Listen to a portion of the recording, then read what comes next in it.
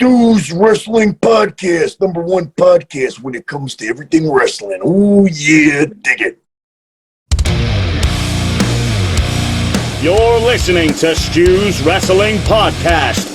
It's time for British Wrestling's sharpshooter, your host, Stu Palmer. I just got this feeling that I've never ever had. Who am I believing? Can you tell me again? A warm welcome. It is episode 84 of Stu's Wrestling Podcast, and this week my guest is none other than Hollywood actor Brett Azar, who has starred most recently in NBC's Young Rock. Before we get into the interview with Brett, who plays Iron Sheik in NBC's Young Rock, I want to say you can get Stu's Wrestling Podcast merch at WrestleMerchCentral.com. Newly added to the Stu's Wrestling Podcast store by Dean and the team at WrestleMerch Central, you can now get varsity jackets with embroidered logo on the front. You can get hats. You can get face coverings, you can get t-shirts, hoodies, you name it, even mugs on the store. So head over to WrestleMerchCentral.com for all the Stu's Wrestling Podcast merch. Back into this week's episode, it is 84. We're on the 84th edition of the podcast. Incredible to think over the last 12 months how many episodes we have put out, and since January 2019, incredible. But my guest is a Hollywood actor, but you can see him as Iron Sheik in NBC's Young Rock. It is Brett Azar. Talk about Brett playing the role of Iron Sheik so well. It's like looking into a mirror, physically and verbally, with Brett. He couldn't have got it any more bob on, along with the other guys that were cast as Junkyard Dog, Macho Man, Andre the Giant, the Wild Samoans. They were cast so well. Rocky Johnson. It's like looking into the mirror at Rock's dad and Rock's mother. Just incredible to see. Brett has a great relationship with Dwayne The Rock Johnson too. You get to hear about that. You also get to hear about Chavo Guerrero choreographing the vignettes, the in-ring clips that were put in the show for Young Rock. And there's a bit of banter between Chavo and Brett, which happened on set, and you'll get to hear about that. Brett was very fond of the Attitude Era in WWF back in the day. Watching The Rock and Austin go at it in the free matches at WrestleMania, you can hear about this. Also cast as the young Terminator in the more recent releases of the Terminator films, and he has a great relationship with Arnold Schwarzenegger.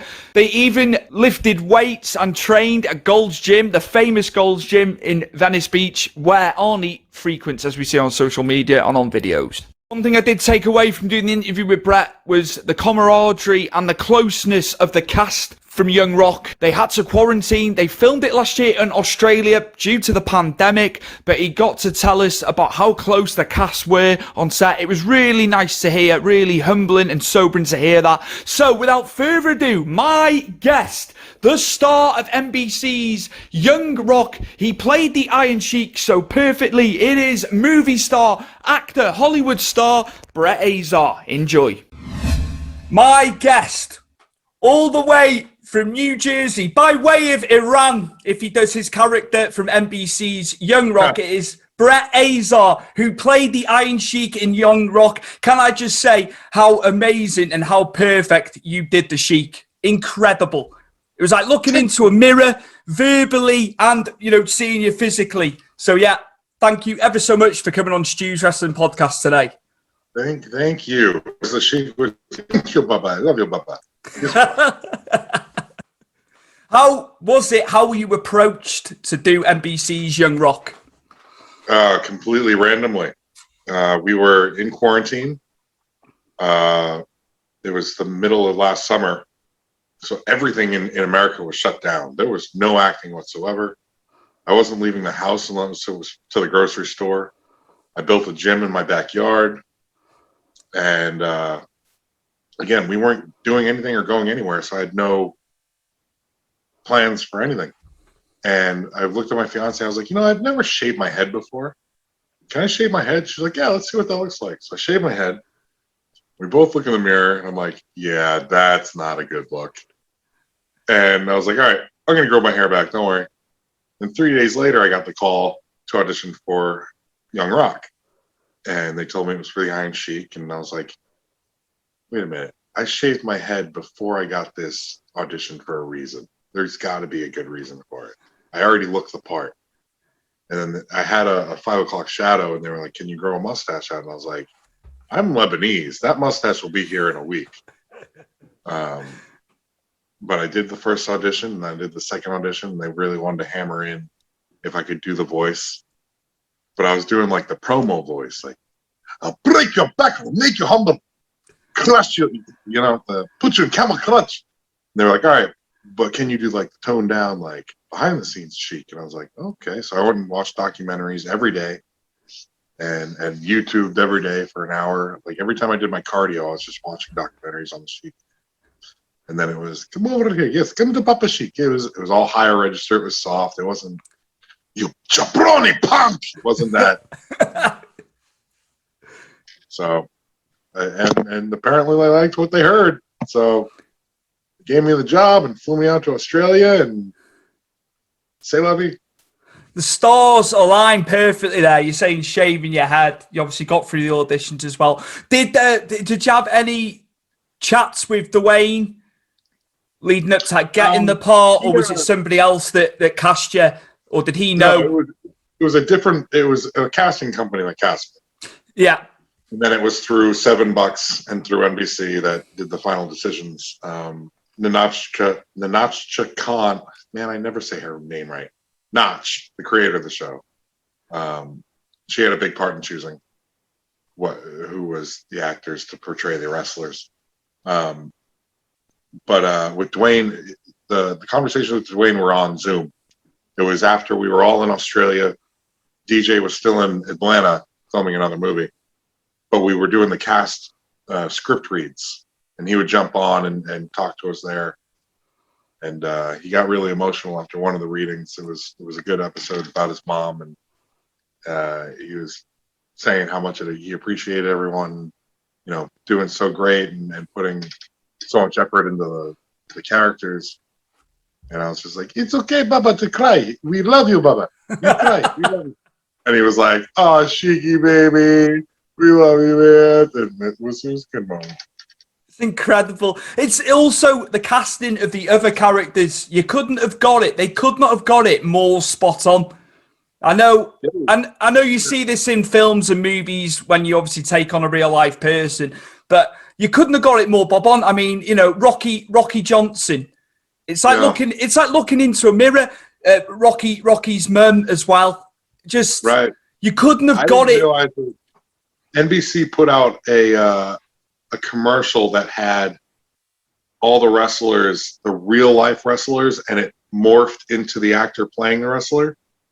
And that's when it clicked for me of how close we all looked to our parts. Like that's where it was like they morphed him and he still looks like the same guy. That was pretty cool. I was going to ask also, it's like Andre, obviously seeing Rocky when he was younger, it was so well done. Right where, Andre took him to the cinema to watch E.T. It's just stuff we wouldn't have known as fans prior. Right. And I like the fact that they didn't do it chronologically. They jumped back and forth to different periods in his young life. But yeah, just the camaraderie he had with the wrestlers. Yeah, they were his uncles. I mean, those were true stories. It wasn't made up stuff. That's The Rock's life. That's DJ's life. And those guys who were known famously as good guy, bad guys, they were all his mentors and family and pseudo uncles. It was pretty amazing to hear the backstory behind everything and to learn those behind the scenes moments. It was as a fan, I was just in awe the whole time. It was truly special to me.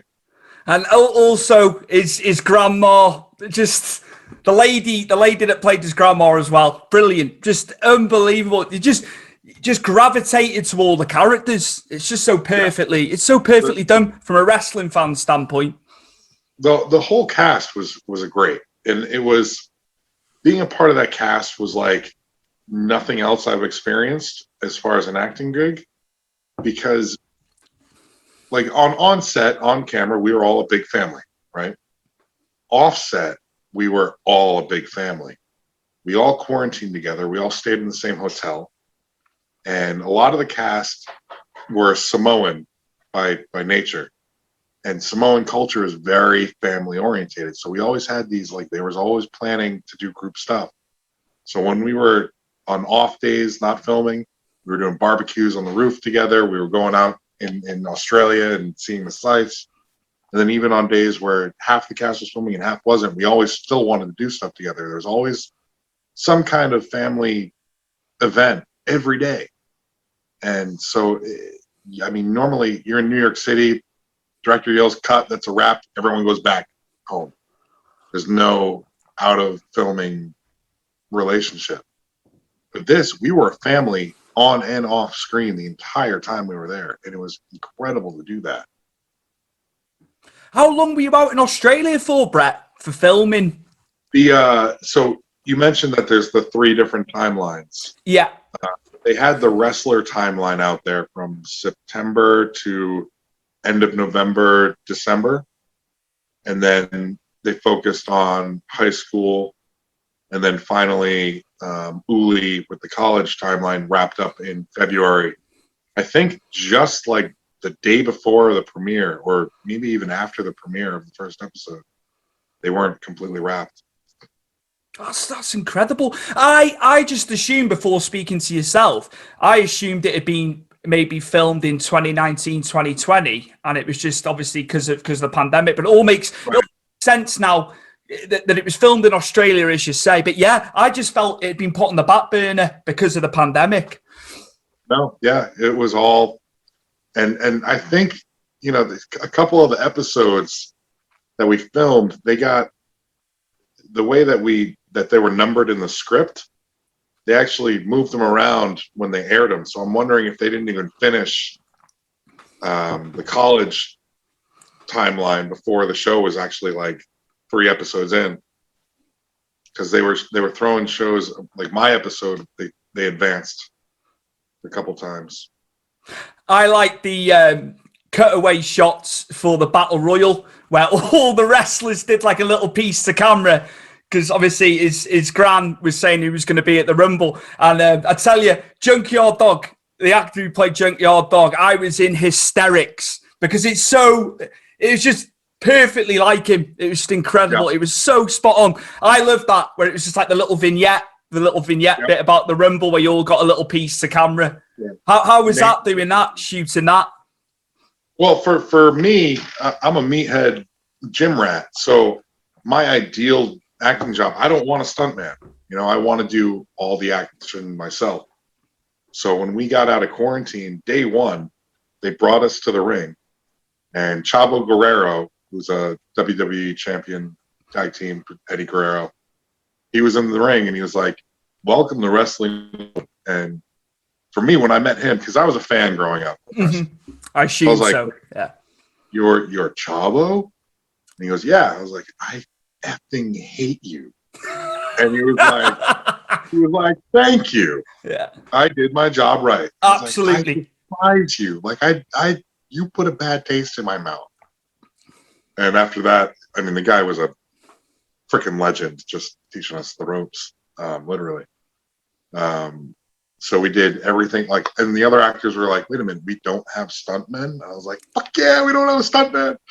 So we did everything ourselves. And not only did we do the wrestling training, like, because of the whole camaraderie of the cast, I would write in the group chat, "Sheik to the gym," and the guys would stumble in, and we'd all work out together, and we weight train, and we'd do our cardio, and then we'd go to the wrestling training. And so it was like, it was nirvana of a job for me to combine a real big acting gig with still having my gym rat physicality involved.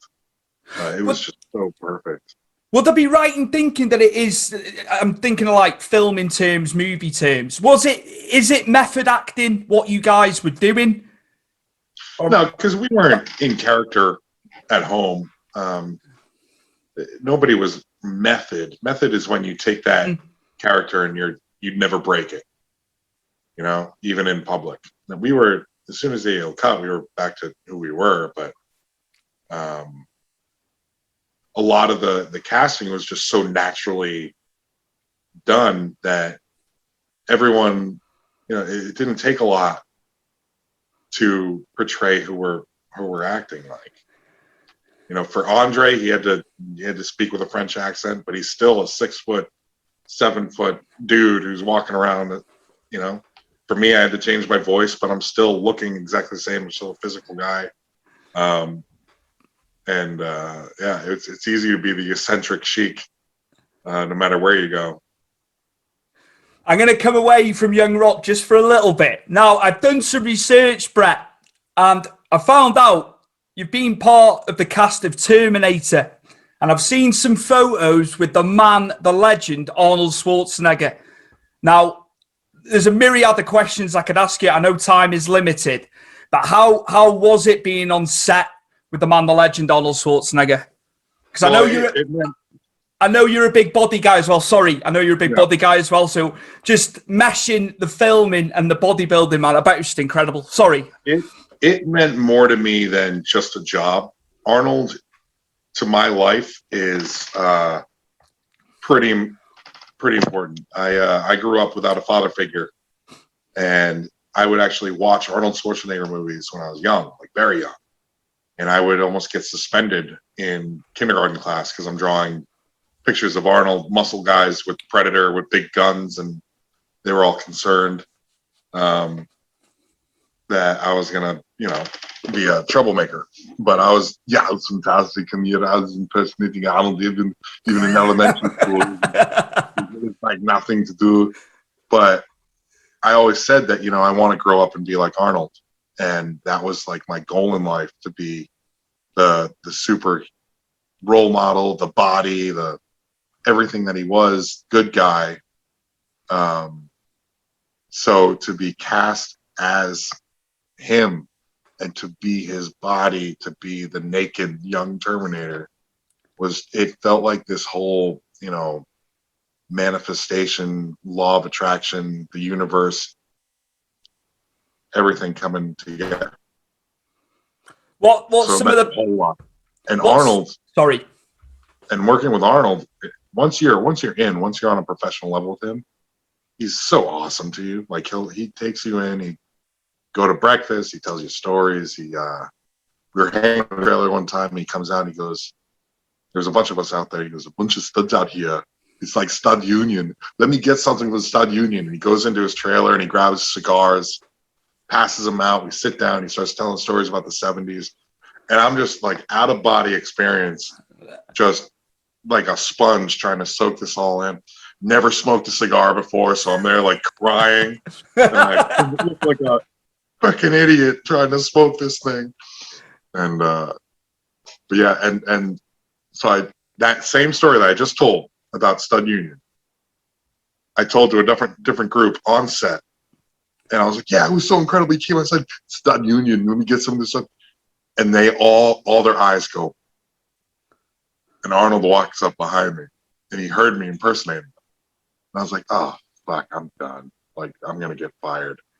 And he comes up behind me, he hits me on the back, he goes, "You're doing fine, keep going." So I was just like, oh, yeah, I got the approval and everything. Because they cast me, the search for the body was, they kept it under wraps at first, and they wanted just measurements of guys. They didn't say what it was for. They just wanted measurements, and not just like the bicep, but they wanted like very specific wrist to elbow, elbow to shoulder, shoulder to neck, the whole body broken down. And then they went from there and found the closest match to the guy. But what sealed the deal was they asked for, once they had their top picks, they asked for a self-tape of the rise, of Arnold's rise out of the circle time travel thing. So I did that, but a lot of guys just, stood up and looked, and that was it. My tape, I broke down shot by shot the opening scene of Terminator 1. So I showed the hands hit the ground, I showed the feet in the crouch, and then I showed the walk up to the 3 punks, and I did the voice. And it's nothing clean, right? Your clothes given to me now. And I did the voice, and they called back and they were like, "Can you do the voice?" I was like, "Yeah." So that was actually part of getting the job, because they didn't know if they were going to dub in Arnold's voice or use mine. So I think that really helped getting the gig. It's incredible. But yeah, and then that whole, I mean, I spent 3 months filming that because it wasn't just that one scene fighting Arnold. It was, they threw that body throughout the whole movie. And, but that fight scene with Arnold, I walk up to the three punks and it's nothing clean right. Your clothes, give them to me now. And then Arnold shows up. Old Arnold, you won't be needing those. I turn around and we have this huge fight scene. I never get clothing.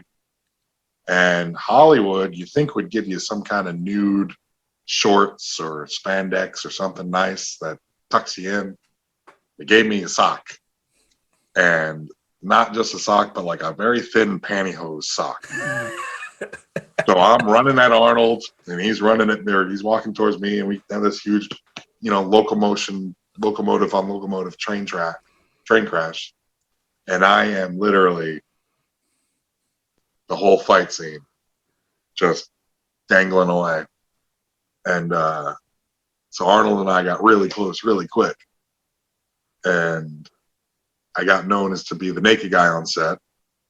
And now Arnold, the joke is whenever I see Arnold out and about, he's like, "Who are you? I don't recognize you. You're wearing too much clothing. You're not Brett." So he knows me as the naked dude always, like, because we fought. We had a whole fight. We were grappling. I had to kick him. I had to stand over him, and the whole time it's just me in a sock, So it was. I'll never be embarrassed again in my life. It was truly special. Do you ever have nerves in that scenario with Arnold being there and being around Arnold, or were you absolutely fine? It was more of like, it wasn't nerves. It was just I'm on cloud 9, and it's kind of like that. Is this real life going through your head the whole time? And then finally, it just clicked to be like, yeah, this is it. This is real life. Like, I'm here. This is my professional job. I'm working with Arnold. This is who I am now. And it became that, like, I'm there. And after that, it was it took like a week or two to get past the fanboy element of it. But then it was just like, you know what? Do your job and crush it, and they'll respect you for it. So it was, Have you trained with Arnold, Brett? Yeah, at Gold's Gym. We didn't train during the movie, but he invited me out to California, and I hit the gym early in the morning with him. That was a special moment for sure. Wow. Yeah, I actually, when I went out there, I got there like 3 hours early. And I did my whole workout, and then I waited for Arnold to show up. And I did my workout with him. And another guy I met, I was like, "Oh, I'll work out with you." So I didn't leave. I was at Gold's Gym in Venice for a good, 7 straight hours just working out with celebrities that I met. Incredible. Yeah. Can't put a price on that. Yeah. It's something in life that incredible. I loved asking you about Arnie. Absolutely. Just doesn't age. It doesn't age. It's like, it's just crazy, isn't it? The length of time he's been around. Well, it's funny because when we were because I got hired again to be young Arnold for Terminator Dark Fate. And right before everything was getting into production, Arnold had another heart surgery that went kind of wrong. And he had to get a stent replaced or something. So he was knocked down hard, and he was put on bed rest, and we were worried that he wasn't going to recover in time to start filming the movie. But it was like, the doctor said, bed rest, like, you're not leaving the house. And Arnold was walking down the street, back and forth down the street, like, you just don't keep a Terminator down. And he was ready, and he was full force come time for the movie. That's incredible. That's incredible. Right, I'm going to ask you now. You're obviously a big wrestling fan. That was going to be a question, but you obviously said you were a wrestling fan, speaking about Chavo earlier. Some of your favourite memories from pro wrestling as a fan, I've got to ask you, that come to mind. Attitude Era. Right. The Stone Cold versus The Rock, the Triple H versus The Rock, that WrestleMania.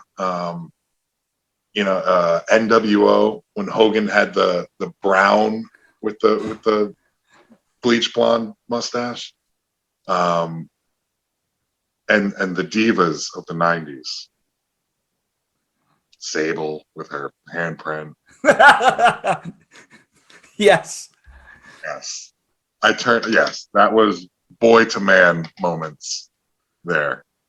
But and one of my favorite things was I always loved the Stone Cold versus The Rock fights.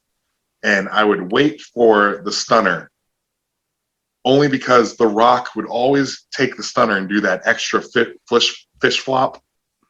And I don't know why, but I loved that. So when I got into the ring with Chavo, that's one of the first things I did was try to take a stunner and do the extra fish flop. And I did it, and someone taped it. And Chavo walks up to me and goes, "Do not post that and say that I taught you that because that looks like shit." And I was like, "Oh, man." And here I am, like thinking, like, I'm gonna send this to DJ, and he's gonna be like, "Oh, you did it." And I was like, "Oh, I'm gonna delete this video." But yeah, I don't know why. That was my favorite thing. The Rock's fish flop after getting the stunner.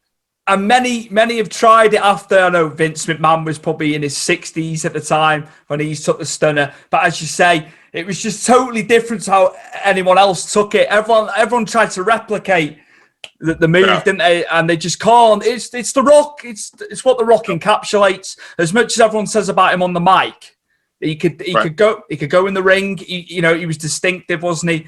And I'm with you. That whole feud with Austin and the fact you had 1 year on, 1 year off, and they ended up having 3 matches. Perfectly done. Done. I'm with you on that, Brett. 100%. Yep, that was much. And Razor Ramon. For some reason, Razor Ramon was a favorite with the NWO. Hey yo.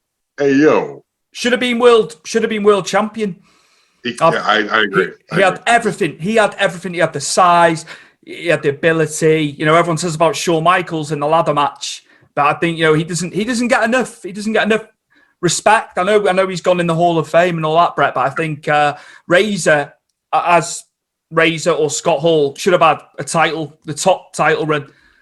Yeah. And great mind for the business. You only have to hear the likes of X-Pac talking about him. Right. Just ahead of his time, I think. Looking back, once he found the gimmick, because I know in WCW earlier on, Brett, it was a bit of a struggle. Same with Kevin Nash.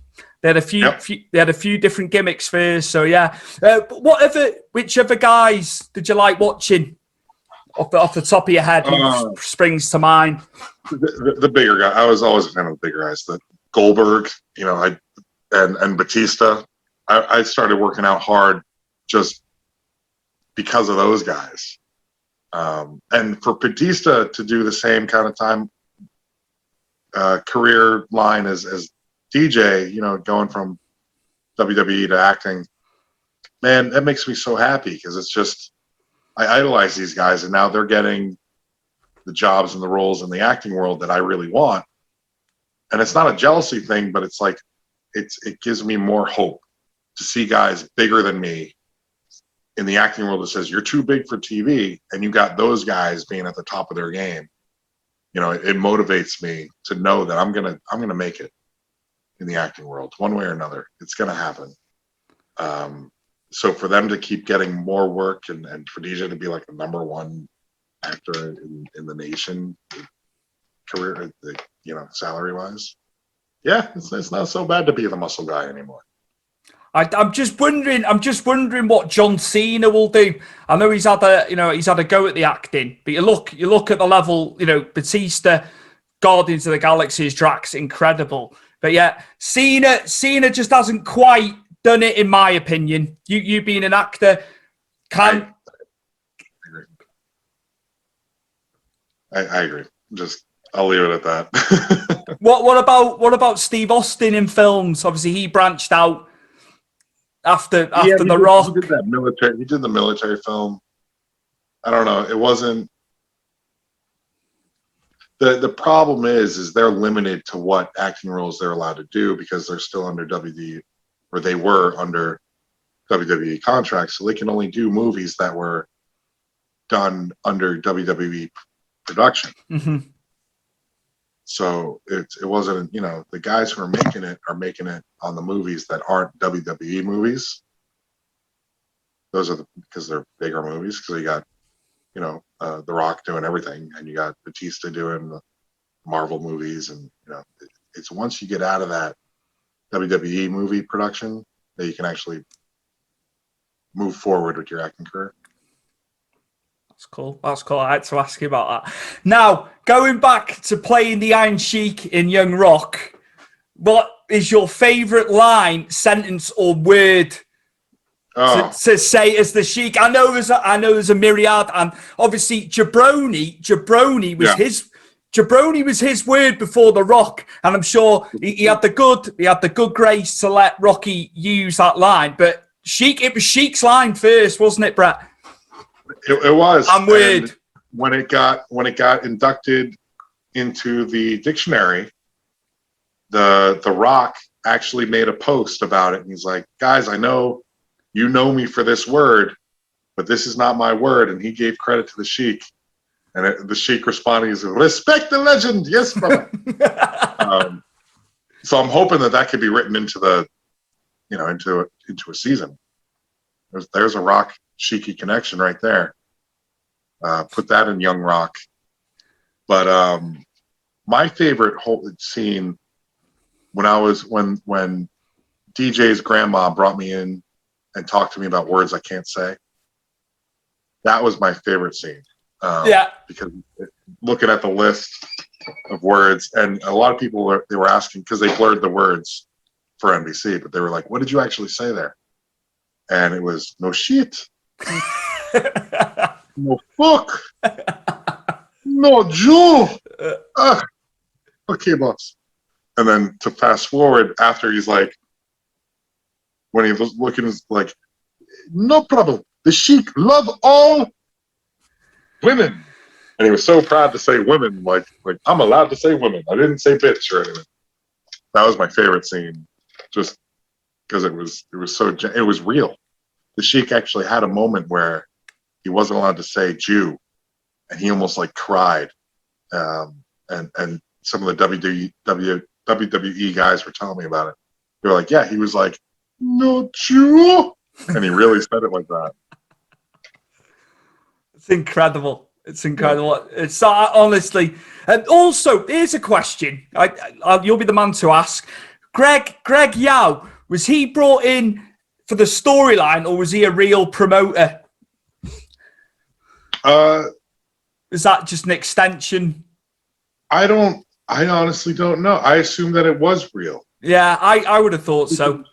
Because The Rock's grandmother really was arrested, deported. So I assume that's why. Yeah, I thought everything in there was pretty much real. Maybe names were changed around, but I thought the storylines were all actually something that happened. That's cool. I was going to ask, you've obviously been in a lot of films and TV. What are some of your favourite roles you've had over the years? Well, I mean, we mentioned my two favorites. Yeah, absolutely. That's a given. Yeah. I had a memorable moment with James Spader on Blacklist, where I'm playing a goon guarding a door, and he walks up to me, and I don't let him in, and he goes, "Is it true that steroids shrink your dick?" And I'm supposed to just stand there and mean mug him and just, give him the evil eye. But I improvised a little bit, and I just was like, "You want to check?" And he started cracking up because he didn't expect me to say anything. And after that, he was like, "All right, we can't use that. You keep your mouth shut." But that was hilarious. And after that, him and I kind of bonded, and he started telling me stories. And so that was a special moment. That was a fun episode to do. I did a few commercials with Ryan Reynolds, and he was a great guy to work with. So I cherish those days. I love every job. It's just you take moments from every job. But those are special moments. To work with names like that and I'm humbled, Papa. Very humbled. Absolutely. No, it's incredible. I had to ask that. On Ryan Reynolds, he's bought into a soccer team with another guy over here. It's literally about 45 minutes drive, and the club team's called Wrexham. But he's bought into Wrexham Football Soccer Club in the last couple of months. So it will be interesting because I'm sure he's going to visit little old North Wales. He's going to be visiting little old North Wales, Brett, at some point. So it'd be cool. I'd like to meet him. I think he's done some Comic Cons quite local to here. But yeah, absolutely, man. Absolutely. Yeah, he's one of those guys. He's another one of those guys that, you idolize, and then when you meet them, you're hoping that they're what you think they are. And he's one of those guys that's everything that you want him to be. Arnold, the same way. So far, I've never been let down by my heroes. DJ was incredible. DJ, I filmed before I did Young Rock. I did a movie with him where I got brought on for a day for Central Intelligence. What? I love that film. Sorry, I love that film, Brett. Me and the wife watched that. I had a buddy who was working on the crew there, and I was up in Boston at the time. So he's like, "Why don't you just pop by?" So I popped by, and they thought that I was part of the movie. I wasn't part of the movie, and they were like, "Oh, you're Agent Wally." And I was like, "Yep, I'm Agent Wally." And I walked in, and then DJ's cousin, his primary stunt double, Tunaway, was like, "Oh, you must be the other stunt double." "Yep, I'm the other stunt double." So he brought me over to The Rock, and I was just sitting with them, like with the primary actors, with Kevin Hart, and I was like, "Yeah." And then I told him, like, I name dropped the Terminator gig, so I was in because I'm Arnold's guy, so they had no problem with me being there. And then we were shooting the shit, talking random stuff, and finally came down to filming, and they were like, "Wait, who is he? He's not supposed to be here." And then they're like, "Well, just put him in a suit and throw him in as an extra anyway." So I'm there, and we're filming that scene where he's running through the office before he falls jumps out the window onto the gorilla. And he's got Kevin in the mail cart. And the director yells cut at one point, and DJ puts his hand up, and his assistant throws a protein shake. He catches it, chugs it, and he throws back the empty shake. And I was like, if I can do that, I've succeeded as an actor. That's it. I want my career to be that. If I can do that ever, that's my goal now. And that made me have that much more of a respect for DJ. I was like, fucking badass. How was extending on Kevin Hart? Because you just alluded to Kevin Hart being around. How was Kevin Hart? I'm a big fan of his. I love comedy. You see, it's still my favourite. I don't like serious films, Brett. It's comedy. It's got to be light-hearted for me. But Kevin is a trip, man. Kevin. So we were doing that scene, and at one point, all the military guys have a gun pointed at Kevin, and we're all mean mugging, staring at him seriously. And we know what his lines are. So we're expecting his lines. No matter what, every single take, he said something totally different. And so you're standing there and then you hear this new joke, and you're just like, and you're trying so not hard not to laugh, because the guy he exudes comedy. You could not, even looking at him, you just want to start laughing because you know he's going to say something hilarious. So it was a challenge to look so mean and hear whatever line he was improvising, but it was great. Incredible, absolutely. Brett, where can we find you in terms of social media and just where the fans can find you? I think just to wrap it. Instagram, Brett Azar, 2 T's in Brett, BRETTAZAR. Find me there. That's perfect. My guest today on Stu's Wrestling Podcast, it is actor Brett Azar, and you will see him soon in the UK on NBC's Young Rock as the Iron Sheik. Thank you very much, Sheiky, for coming on the show today on Stu's Wrestling Podcast. Thank you, Stu. That was great. Number one. Yes, brother.